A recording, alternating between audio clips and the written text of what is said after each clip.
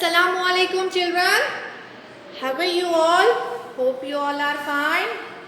तो बच्चों हमने हमारा देश पार्ट 2 का हमने हाफ लेसन कंप्लीट किया था। अब हम उसके बाद का लेसन स्टार्ट करेंगे। Ready for that? चलिए सब अपनी अपनी बुक में देखिए, स्टार्ट करेंगे। चलिए, इसकी पीठ पर आकर्षक धाराएं होती हैं। यदि तुम कभी चिड़ियाघर गए होंगे या सर्कस देखा होगा तो तुमने बाघ अवश्य ही देखा होगा। यानी कि बच्चों, अगर आप लोग चिड़ियाघर, आप लोगों को पता है ना बच्चों, किसे कहते हैं? जू को। आप लोग स्कूल से और घर से तो जाते हैं। और सर्कस तो आप सबको पता है। वहाँ पर आपने बाघ यानी कि टाइगर को तो देखा है ना। हाँ, नेक्स्ट लाइन देखिए। यह भारत सरकार के द्वारा जारी नोटों पर त्रिमूर्ति के रूप में छपा होता है।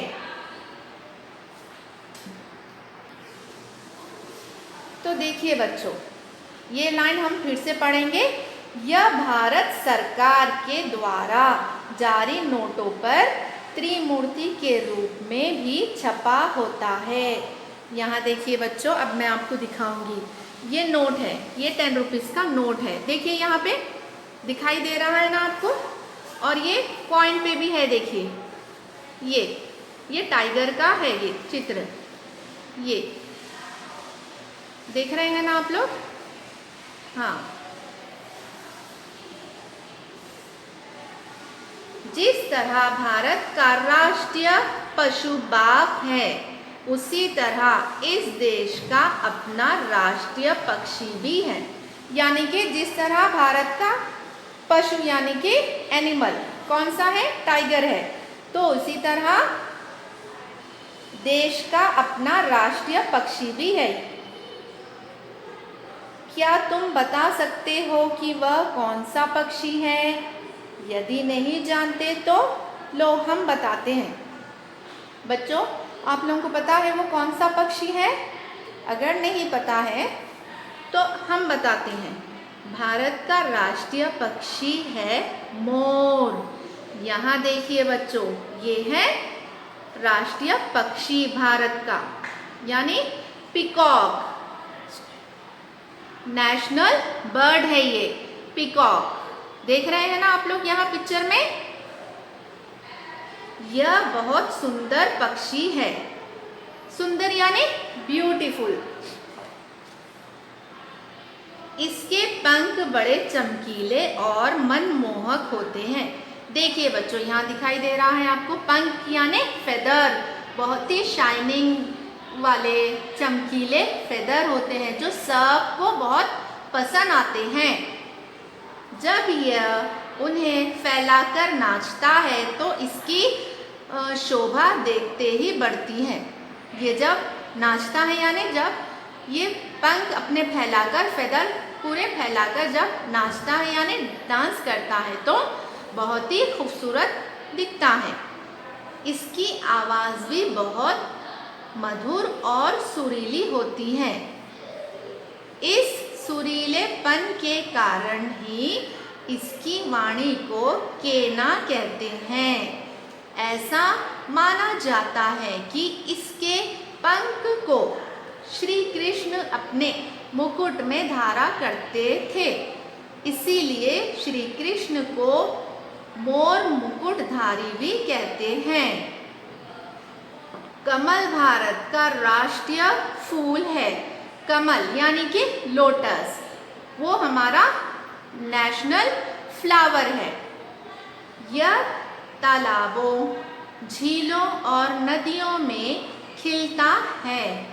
यह लोटस यानी कमल कहाँ कहाँ पाया जाता है बच्चों? तालाबों, झीलों और नदियों में। कमल का फूल बहुत सुहावना होता है।